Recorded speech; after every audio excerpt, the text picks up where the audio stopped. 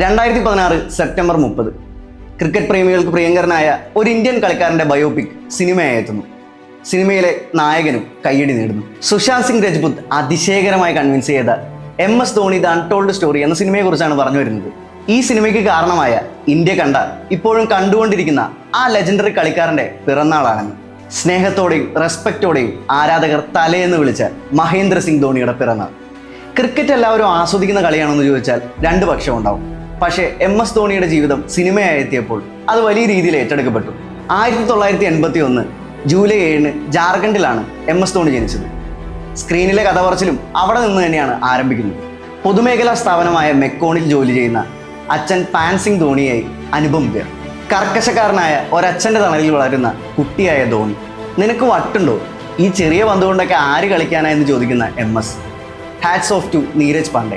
കഥ എങ്ങോട്ടാണ് പോകുന്നതെന്ന് അറിയാവുന്ന ജനങ്ങളോട് ഒരടിപൊളി കഥ പറച്ചു. ഇന്റർവെല്ലിൽ റെയിൽവേ സ്റ്റേഷനിൽ മഴയത്ത് ട്രെയിനിൽ ഓടിക്കയറുന്ന ഒരു സീനുണ്ട്. യഥാർത്ഥ ധോണിയുടെ മുഖം അപ്പോൾ നമ്മൾ മറന്നുപോയി. സിനിമയിലെ ഒരുപാട് ഓട്ടങ്ങൾക്ക് ശേഷമാണ് ആ അവസാനത്തെ ഓട്ടം, വിജയത്തിലേക്കുള്ള ഓട്ടം. അതെത്തി നിൽക്കുന്നത് ഒരുപാട് നേട്ടങ്ങളിലേക്കാണ് എന്നത് പിന്നീടുള്ള യഥാർത്ഥ ചരിത്രം. സുശാന്ത് സിംഗിന്റെ അപ്രതീക്ഷിത മരണത്തിന് 2 മാസങ്ങൾക്ക് ശേഷമാണ് ധോണി ഇന്റർനാഷണൽ ക്രിക്കറ്റിൽ നിന്ന് വിരമിക്കുന്നത്. അതുകൊണ്ടൊക്കെ തന്നെ ഇന്ന് ഒരേ സമയം രണ്ടുപേരുടെ മുഖമാണ് നമുക്ക് ഓർമ്മ വരിക. വലിയ കൊട്ടും മേളവുമില്ലാത്ത നിശബ്ദമായ ഒരു പടിയിറക്കമായിരുന്നു MS ധോണിയുടേത്. ധോണിയുടെ വിരമിക്കൽ പോസ്റ്റും കരിയർ പോലെ തന്നെ ഐക്കോണിക് ആയിരുന്നു. നിങ്ങളുടെ ഇതുവരെയുള്ള എല്ലാ സ്നേഹത്തിനും പിന്തുണയ്ക്കും ഒരുപാട് നന്ദി. ഇന്ന് 7:29 മുതൽ ഞാൻ വിരമിച്ചതായി കണക്കാക്കുക. ഇതുപോലെ ഒരു കുറിപ്പും ഒപ്പം സ്വന്തം കരിയറിൻ്റെ ഓർമ്മകൾ അടങ്ങുന്ന ഒരു വീഡിയോയും. 16 വർഷത്തെ കരിയറിൽ നിന്ന് ക്യാപ്റ്റൻ കൂൾ വിട പറഞ്ഞത് അത്രയും ചുരുങ്ങിയ വാക്കുകളിൽ.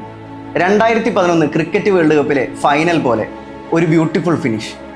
ധോണി എന്നൊരു വികാരം ഉണ്ടായിരുന്നു. അല്ല, ഇപ്പോഴും ഉള്ളിൽ എവിടെയോ ഉണ്ട്. കാലങ്ങൾക്ക് ശേഷവും ഓർത്തഭിമാനിക്കാവുന്ന പ്രചോദനമാകാനുള്ള വക അദ്ദേഹത്തിൻ്റെ ജീവിതകഥകളുണ്ട്. സാധാരണക്കാർക്ക് ആ കഥ പറഞ്ഞു കൊടുത്തത് MS Dhoni the untold story എന്ന സിനിമയിൽ. ഇന്ന് 44 വയസ്സാകുന്ന ക്യാപ്റ്റൻ കൂളിന് പിറന്തനാൾ നൽവാഴ്ത്തുക്കൾ.